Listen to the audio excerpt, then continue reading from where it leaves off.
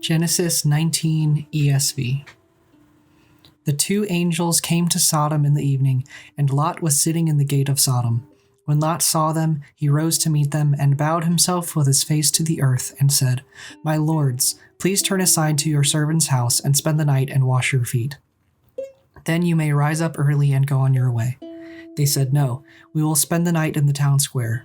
But he pressed them strongly, so they turned aside to him and entered his house. And he made them a feast and baked unleavened bread, and they ate.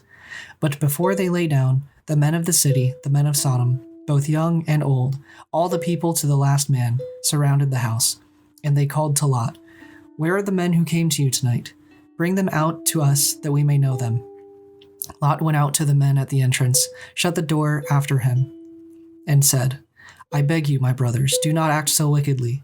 Behold, I have 2 daughters who have not known any man. Let me bring them out to you, and do to them as you please. Only do nothing to these men, for they have come under the shelter of my roof." But they said, "Stand back." And they said, "This fellow came to sojourn, and he has become the judge. Now we will deal worse with you than with them." Then they pressed hard against the man Lot, and drew near to break the door down. But the men reached out their hands, and brought Lot into the house with them, and shut the door.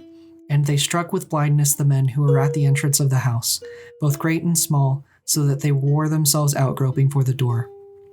Then the men said to Lot, "Have you anyone else here, sons-in-law, sons, daughters, or anyone you have in the city? Bring them out of the place, for we are about to destroy this place, because the outcry against its people has become great against the Lord, and the Lord has sent us to destroy it." So Lot went out and said to his sons-in-law, who were to marry his daughters, "Up, get out of this place, for the Lord is about to destroy the city." But he seemed to his sons-in-law to be jesting. As morning dawned, the angels urged Lot, saying, "Up, take your wife and your 2 daughters who are here, lest you be swept away in the punishment of the city." But he lingered. So the men seized him and his wife and his 2 daughters by the hand, the Lord being merciful to him, and they brought him out and set him outside the city. And as they brought them out, one said, "Escape for your life. Do not look back or stop anywhere in the valley. Escape to the hills, lest you be swept away."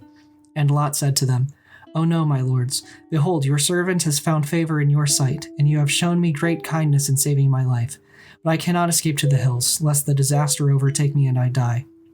Behold, this city is near enough to flee to, and it is a little one. Let me escape there. Is it not a little one? And my life will be saved." He said to him, "Behold, I grant you this favor also, that I will not overthrow the city of which you have spoken. Escape there quickly, for I can do nothing till you arrive there." Therefore the name of the city was called Zoar.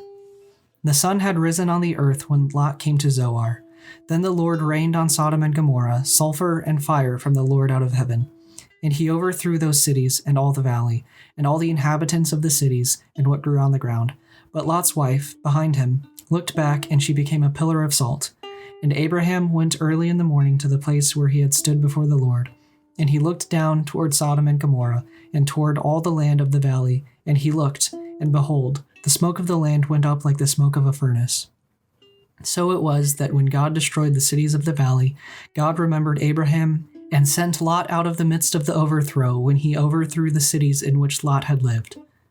Now Lot went up out of Zoar, and lived in the hills with his 2 daughters, for he was afraid to live in Zoar. So he lived in a cave with his 2 daughters.